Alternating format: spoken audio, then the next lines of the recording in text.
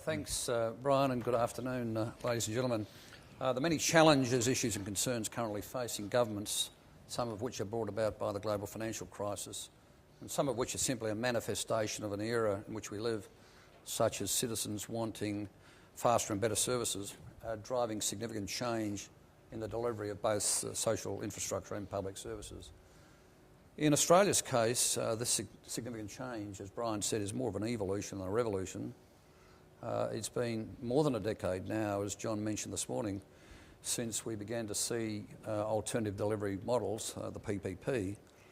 However, progress in Australia has been relatively slow since then, while we've witnessed the prolific use of models, alternative models abroad, not just as a means to deliver value for money, bricks and mortar, but also as a means to deliver a whole-of-life approach that includes infrastructure and services in some of society's most important fields like health, education and law and order. Establishing a partnership with the private sector provides government with an opportunity for a fresh start, the ability to focus on the outcome they want rather than the inputs. But if governments are to wipe the slate clean, they'll also need to put ideological views aside. And that's often easier said than done, but the case for bold reform has never been clearer. Citizens' expectations and the current financial climate mean that more than ever, no government can continue on an unsustainable course, particularly when it comes to the delivery of social infrastructure and public sector services.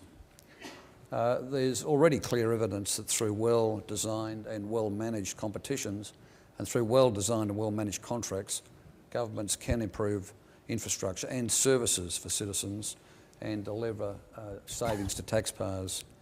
It requires a greater focus on the how and a considerable skill, but delivering high-quality infrastructure and services always did require skill.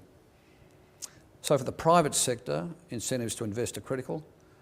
For many of the companies represented here today, this comes in the form of a sustainable infrastructure and public services market, meaning a pipeline of opportunities rather than one-offs.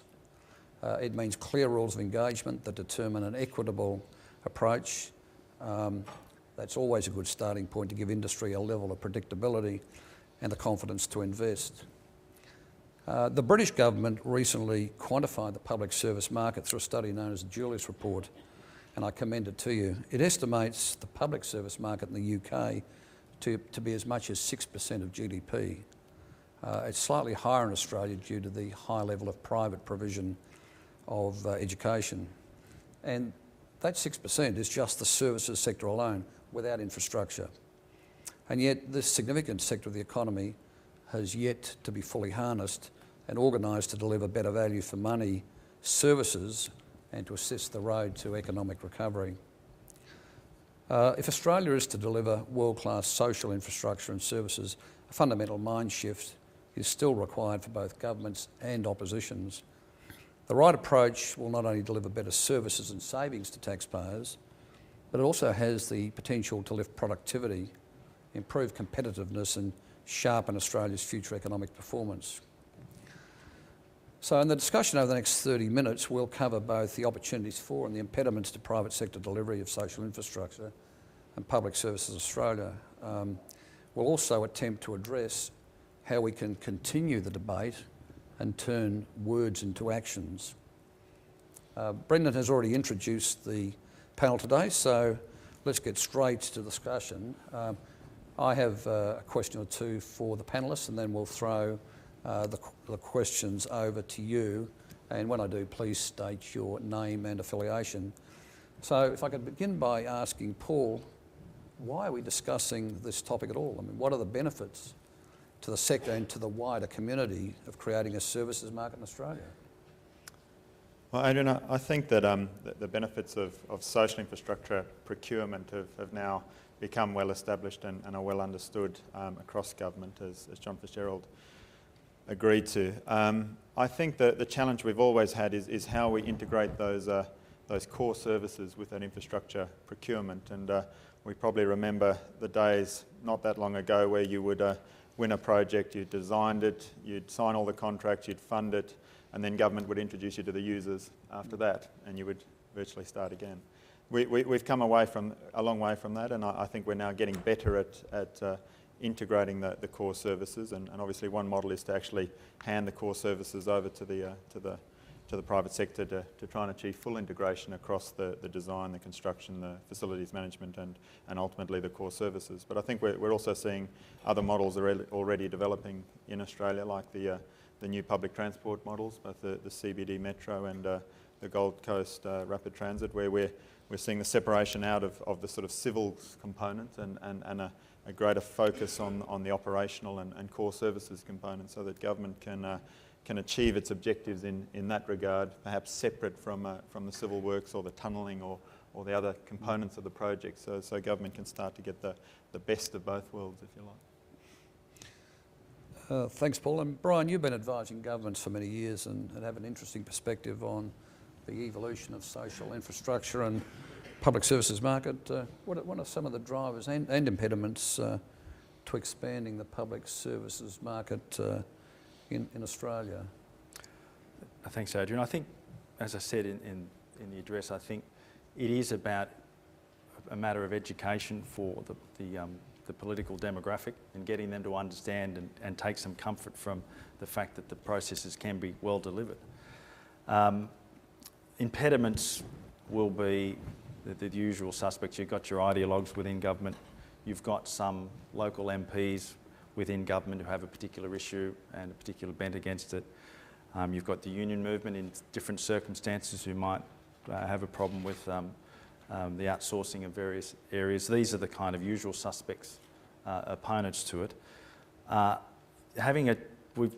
What we have now, certainly in most states and in New South Wales as well, is we've got a track record now where it's actually been delivered, and that there has been universal community support in those situations where it has been delivered. I was sitting next to Peter Hicks at lunch, and we're talking about one of the schools that had been developed in Jenny George's electorate. You know, you might have thought at face value Jenny George might have a problem with the outsourcing of public schools, but Jenny was a big supporter, a big fan of it, because she'd seen the outcome and the service that had been provided and delivered. And I think it's just a matter of less focusing on the broader community and trying to win their hearts and minds, as I said, and just demonstrating to the entire political process, the leaders, but also the backbenchers, not forgetting those, because one day they'll be in leadership positions, just making sure they all understand the context, and that now that we have a track record, we can demonstrate where it's worked.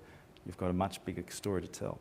Adrian, just to take up that point, there's no doubt in my mind that to some extent government was dragged kicking and screaming into the PPP process because of the desire to really find another way to fund some of their social infrastructure projects.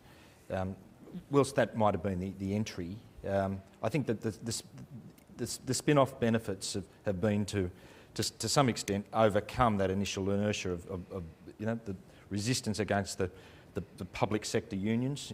Let's say in education there was a huge potential backlash against the First Schools project, and yet we're now 4 years into the operation of those schools, and we've heard very little about the difference between those PPP schools and the rest of the schools that are out there. In actual fact, there is very much an education process that needs to go on.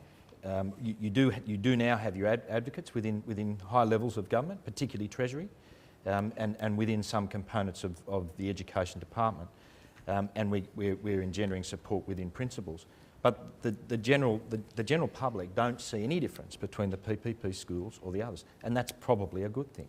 But they don't understand that the success of those schools brought in. They were delivered 3 years in advance of what the normal social infrastructure process is. The net capital savings resulted in the ability to provide one more new primary school, and those real tangible benefits of that process